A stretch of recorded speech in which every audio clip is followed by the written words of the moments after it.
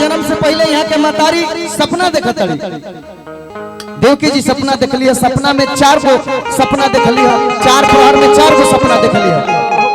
और प्रहर में कौन कौन सपना में का होता वही बात के व्याख्या गीत प्रभु के जन्म से पहले का कहता है। हर पगिला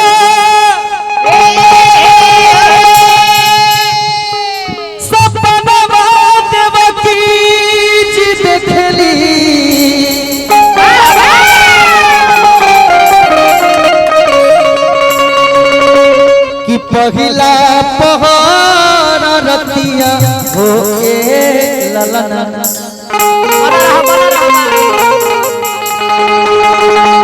ललना वाह ललना कहे के कई गो तरीका बा। हे ललना हाय हाय ए ललना हरियर धान के अरे खोई छवा। देवकी जी सपना देखत तड़ी प्रभु के जन्म से पहले। ए ललना हरियर धान के अरे खोई छवा अचरवा के दो अंगनवा के दो बानी गईल ना। हे ललना हरियर धान के दो छवा अंगनवा के दो बानी गईल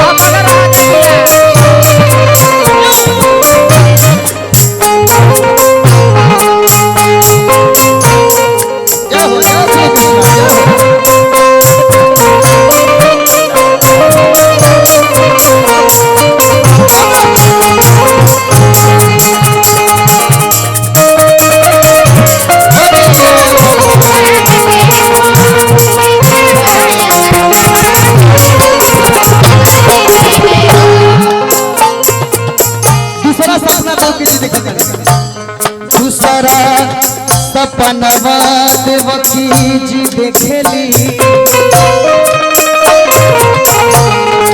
दूसरा सपनवा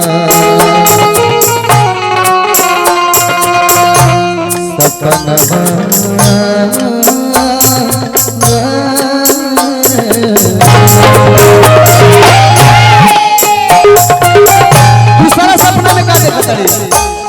दूसरा सपनवा देवकी जी देखली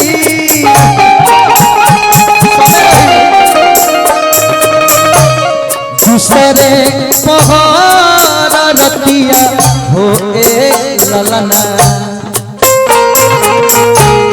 दूसरा सपनवा देवकी जी देखली दूसरे रतिया हो के ललना। का दूसरा सपना का देखा चलिए। ए ललना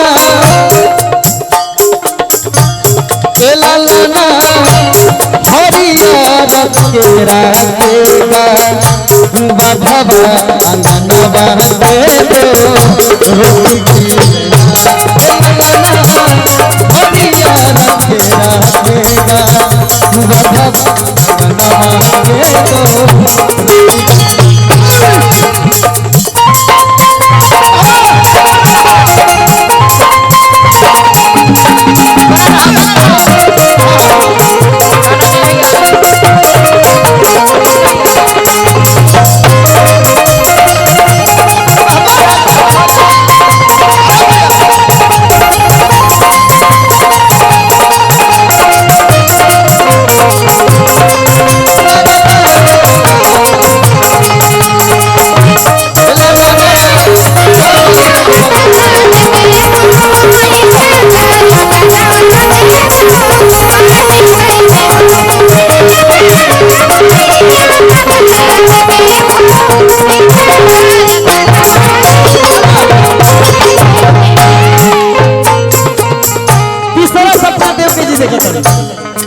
सपना में का देखा तीसरा सपनवा देवकी जी देखेली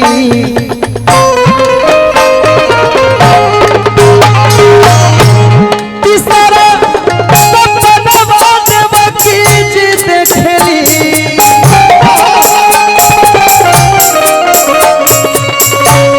तीसरे पहाड़ रतिया हो ए ललना का देखा तरी तीसरा सपना में ए ललना काचे बेहुड़िया पीछे कहिया जोरनवा में ए ललना काचे बेहुड़िया पीछे कहिया जोरनवा में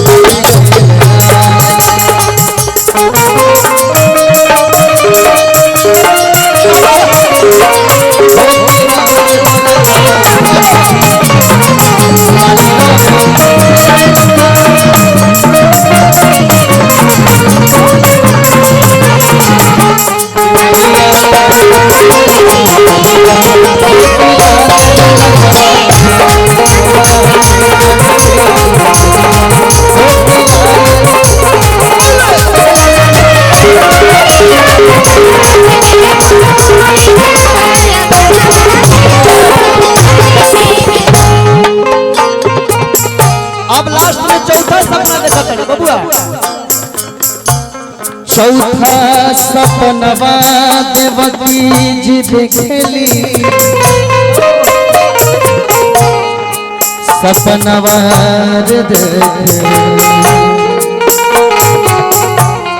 सपनवा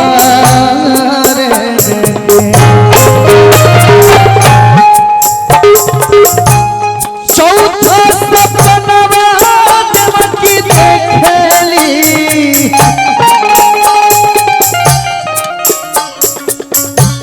चौथे पहाड़ रतिया हो ए ललना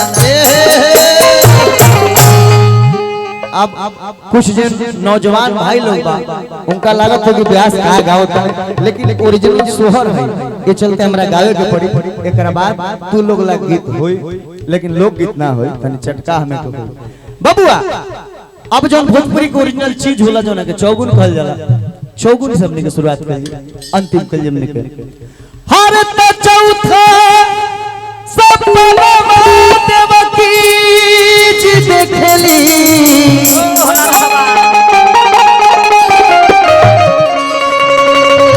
कि चौथे पहाड़ रतिया हो ए ललना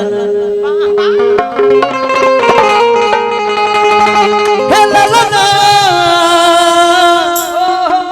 का देखा करी चौथा पहाड़ में ए ललना